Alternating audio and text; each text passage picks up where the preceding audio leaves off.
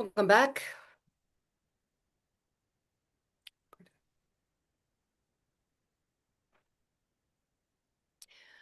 Welcome back. Welcome back to Living in Mexico. I'm Ana Maria Salazar. Thank you. Thank you so much for joining us.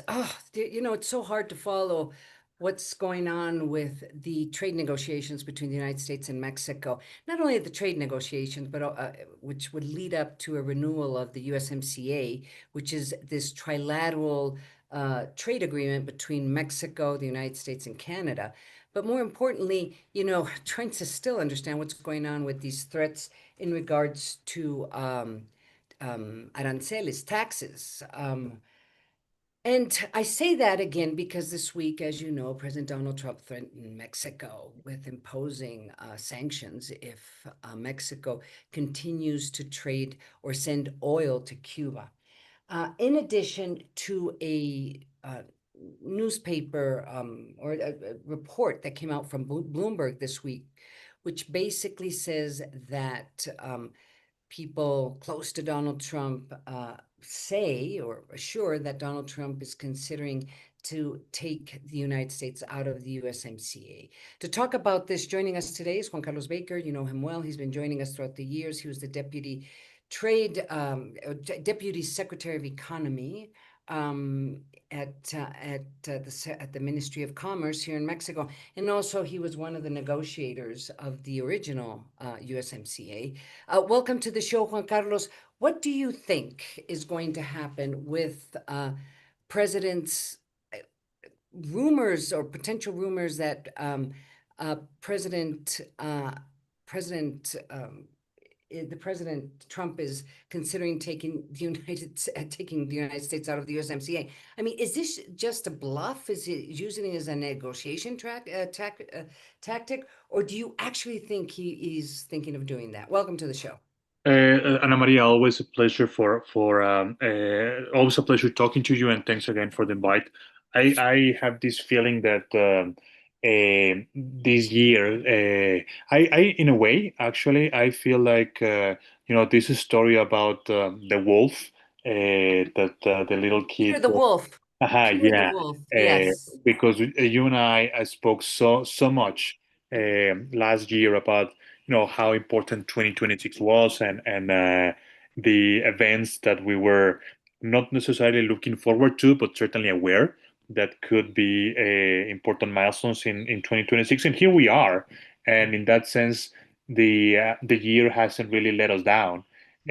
So this is just to say that this note, this article by, I think it was Bloomberg that Yes. published it, that claims that President Trump is reconsidering whether or not to stay in the USMCA. I mean, I think that we should take Donald Trump seriously, not necessarily literally, but seriously. And I understand if that article proves to be correct, I think that President Trump is clearly trying to strengthen his hand in the upcoming talks that the U.S. Will have with Mexico and with Canada as well.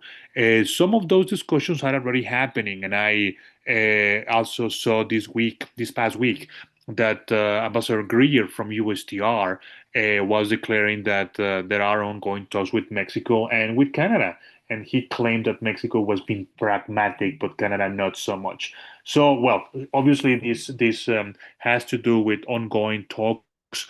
We have little detail of what's been discussed there, but clearly those exchanges are happening, and maybe the U.S. just wishes to press Mexico and Canada more so as to obtain additional benefits, and that's why we saw this article a few days ago.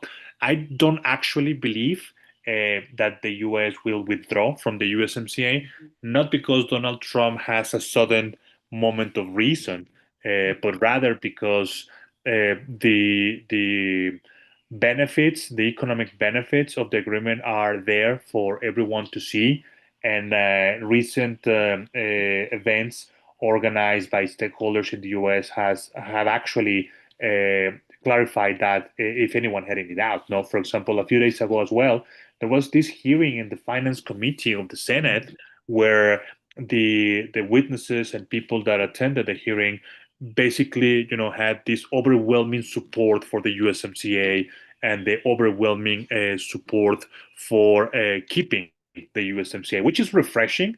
Not that I had any doubts, but it was refreshing in the sense that, again, against this backdrop of hesitations or these movements by the White House, you see that basically nobody in the public arena in the U.S. is siding or backing those arguments by Donald Trump. But again, we need to take this not being dismissive, but at the same time realize that this is part of a larger story that continues to unfold as we speak. No. That's so interesting because you're absolutely right. The stakeholders, those um, companies or industries that have benefited from the USMCA, we really haven't heard very much from them. And it may be because they don't want to confront Donald Trump at this point where, he's so willing to impose tariffs. Um, for any reason against any country. But at the same time, he has been pressuring companies to bring back their capabilities and return to the United States and invest in the United States. So the question is, what what should we be watching in the next couple of months uh, to try to understand, where what's going to happen in terms of whether there's going to be renegotiations, or is there going to literally will we get a sense that the United States is going to walk away from the USMCA, or is will not consider a trade agreement with Canada? And the reason why I'm asking you this is because you and everybody knows that there's midterm elections in the United States, and of course things can get very, very crazy, very funky, I guess is the word. Yeah, yeah. I don't like funky, but uh, okay.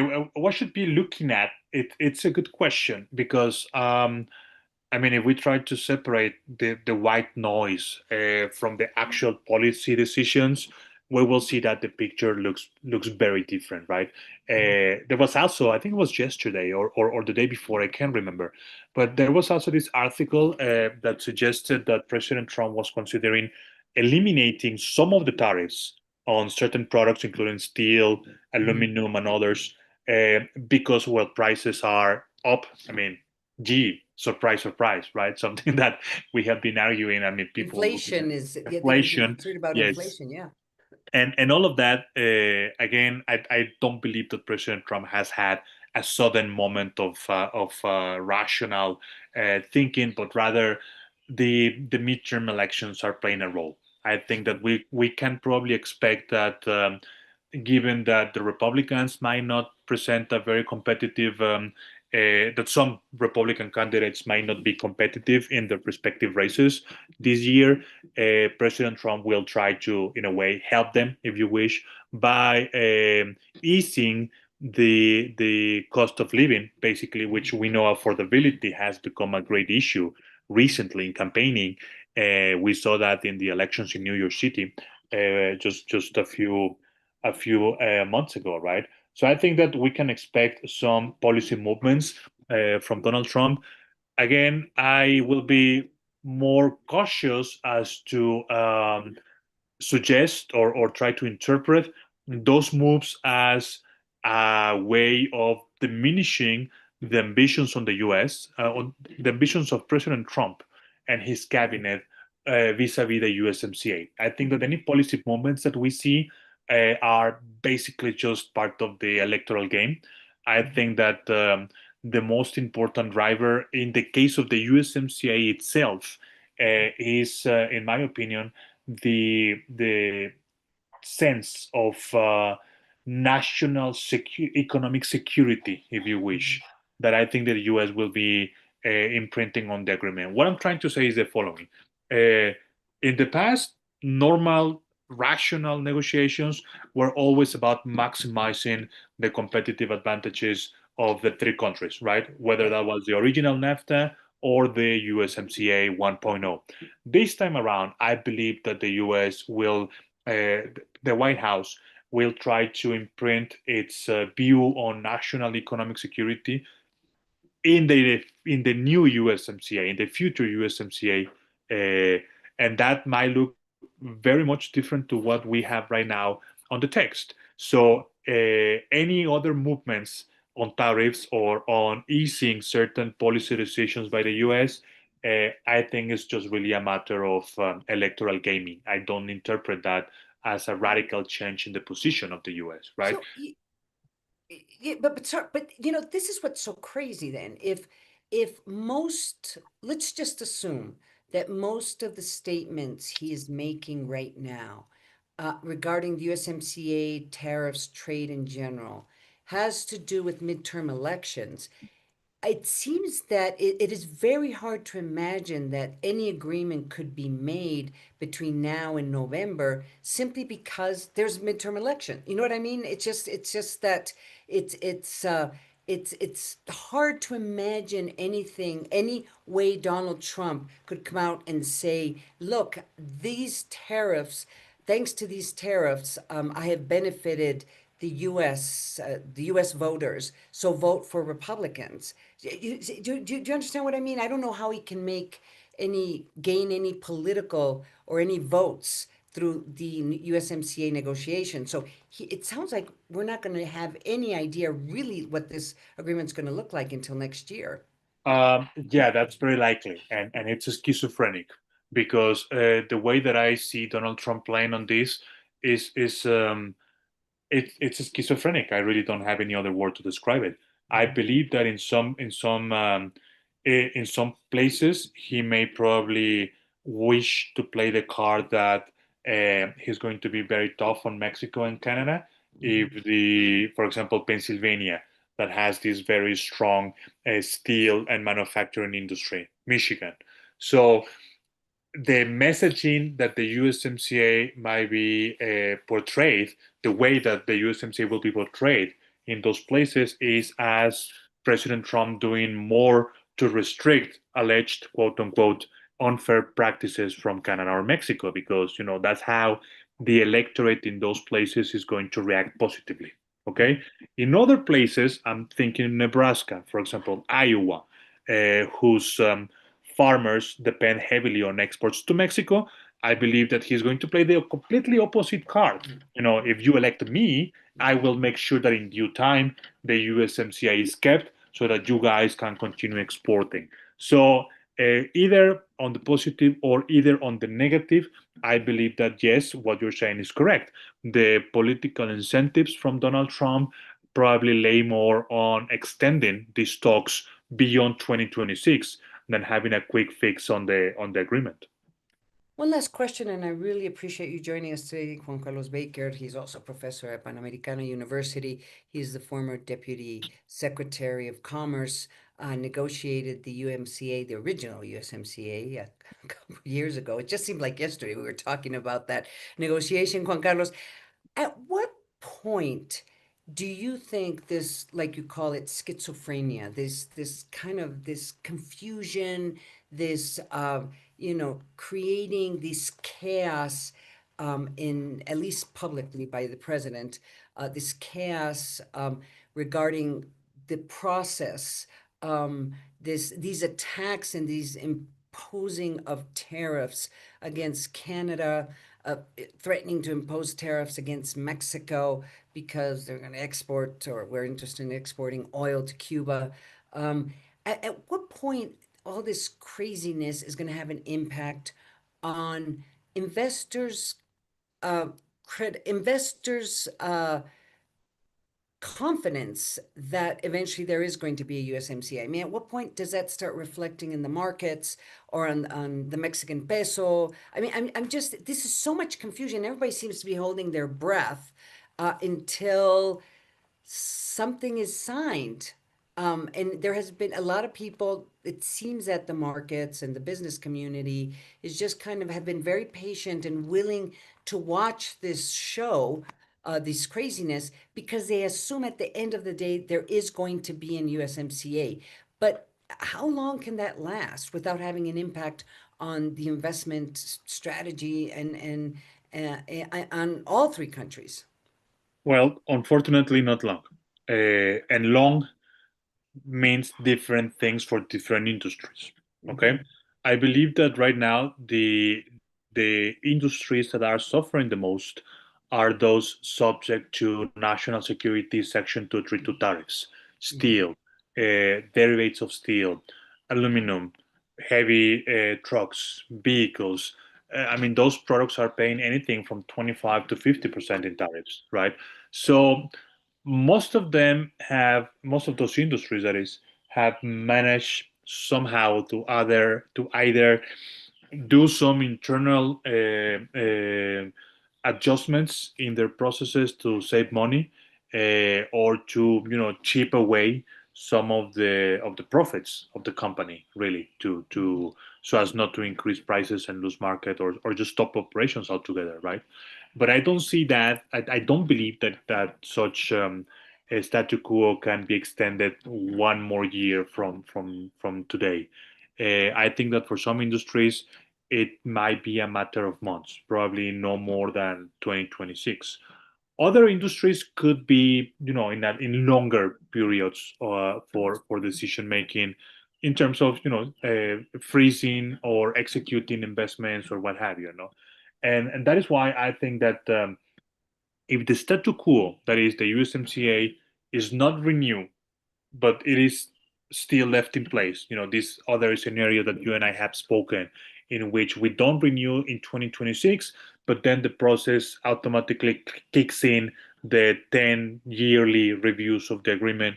If that is the actual scenario that will be happening, that could be happening, Mexico will have to negotiate with the US some sort of ceasefire for those industries that otherwise are not going to make it.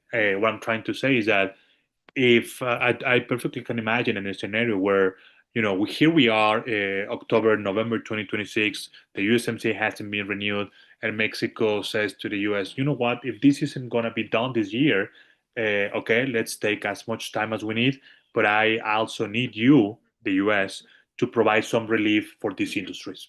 So either you suspend those tariffs or you make significant concessions in exchange for Mexico agreeing to have the process, sort of discur on a longer path than 2026, no?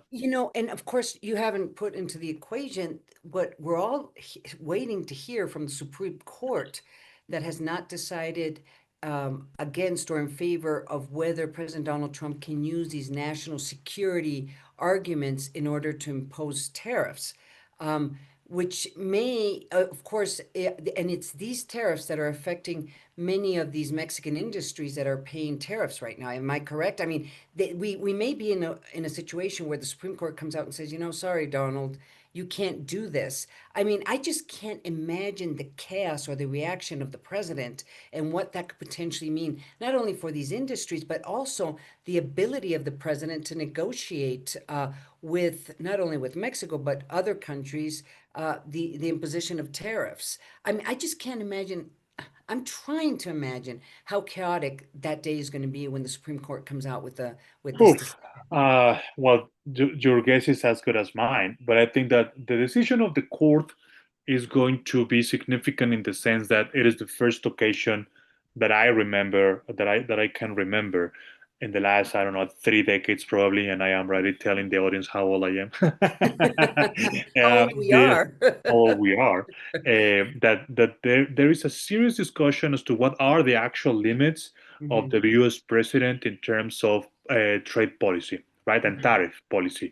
Right. Previous cases, all the way going down from Reagan and then Bush Sr. and then Clinton and so on. I mean, those presidents understood trade policy as a sort of joint exercise Right. between Congress and the White House, right? The White House executed, but it was understood that there were some parameters that were set by Congress. President Trump clearly went beyond those parameters, which is really what's being currently discussed in the Supreme Court. So the decision, the ruling that the Supreme Court will issue whenever that happens, is going to have significant consequences going forward. For the purpose, and because of that, we need to be aware that Mhm. it's coming. and be mindful of its consequences and how it might change the strategy of the White House and other countries negotiating with the White House, correct? But for the purposes of the USMCA, it is important to remember that what's currently being discussed at the Supreme Court is the tariffs that were set under the auspices of the IEPA, the International AIPA Economic sanctions, yeah, yeah. IEPA. That's right, which for Mexico's exports do not apply. What I'm trying to tell you is that those little carve-outs that were negotiated last year, right now for Mexico, imply that goods exported under USMCA originating conditions are exempt from the IEPA, Mhm, right? So, yeah, the ruling is significant for all the reasons that I explained to you, but it's not going to change the current status of Mexico's exports. mhm, What is really most important for our exports is to be able to eliminate or to be excluded from the Section 232 tariffs national security, mhm, which are not currently under discussion or under consideration by the Supreme Court. So there's mhm. like this Two bigger or different. larger Mhm. scenario where the decision is going to have some influence. And yes, we need to follow up on that. But I doubt very much that for the actual companies exporting tomorrow or the day after, or trying to find out what is the tariff that they could be paying next month, the ruling of the Supreme Court is not going to make much difference right now, I'm afraid. Juan Carlos Baker, I really appreciate you joining us today. It's so funny to talk. I shouldn't say funny. It's kind of crazy to talk about this and trying to figure out how these negotiations, USMCA negotiations, are going to move forward in a year where there's midterm elections in the United States. It just seems a crazy endeavor. Juan Carlos, thank you so much for joining us. Thank you so much. My pleasure. And look forward to our next conversation. Thank you. That was Juan Carlos Baker. He's a professor at Panamericana University, and he also is a former deputy secretary at the Ministry of Economy. We're going to go to commercial break. I'm Ana Maria Salazar. You're listening and watching to Living in Mexico.